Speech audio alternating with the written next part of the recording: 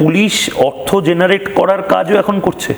Police অর্থ নিয়ে আপনি যদি আজকের ধরুন একটা, এটা তো লিগ্যাল ব্যাপার যে ফাইনের ব্যাপারটা, যে গিয়ে ফাইনটাও প্রচুর বেশি কাটে। অনেকে বলে সেটাই বলছি, পুলিশকে আমরা মজা করে বলি যে ইয়ে করে পুলিশের মাইনেকে নিজেকেই মানে ওই জরিমানা করে ইয়ে করতে হয়। পুলিশের ক্ষেত্রেও পুলিশিং সিস্টেমের মধ্যে এই যে এত টাকা পয়সার ব্যাপারটা কিন্তু সত্যিকারে তখন ওরা দেখে যায়নি। হয়তো লেফটেন্যান্ট যদি জানতো তাহলে কিন্তু লেফটেন্যান্ট ক্ষমতা পেয়ে যেত।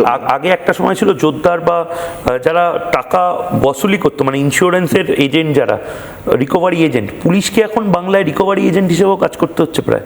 মানে বিভিন্ন জায়গা থেকে টাকা তোলার কাজ এবং মানে স্বচ্ছভাবে ট্রান্সপোর্ট করে দেওয়ার কাজটা এখন পুলিশকে করতে হচ্ছে। দেখুন, সবচেয়ে যেটা খারাপ জিনিস হচ্ছে, আপনি যে কোনো হাইওয়ে মাঝখানে এটা ব্যাপক আরে ছিল, কোথাও আমি ন্যাশনাল হাইওয়েতে রাস্তায় রকেট করে রাত্রিবেলা মানে ওই টাকা তোলার সিস্টেম, মানে সেটা খুব আশ্চর্যের ব্যাপার। আর সবচেয়ে বড় কথা, সিভিক ভলেন্টিয়ারদের কাজ কী ছিল, যে এরা কিন্তু ভলেন্টিয়ার, এরা সাহায্য করবে।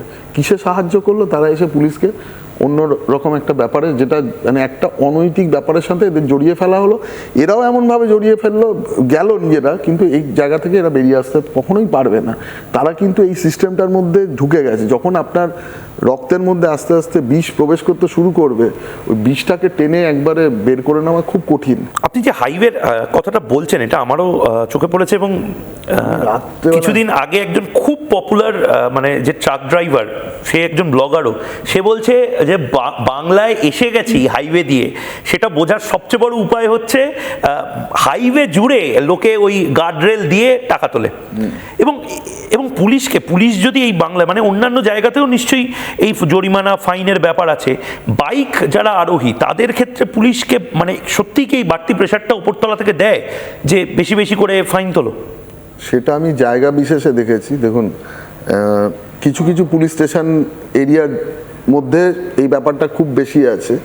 আবার যদি আপনি অন্য জায়গায় চলে যান, মানে এমন কিছু জায়গা আছে সেখানে হেলমেট কেন, সেখানে যদি মানে একসাথে 4-5 জন করেও বাইকে বসে আমি যেতে দেখেছি, পুলিশের সেখানে কোনো ক্ষমতা নেই কিছু করবে।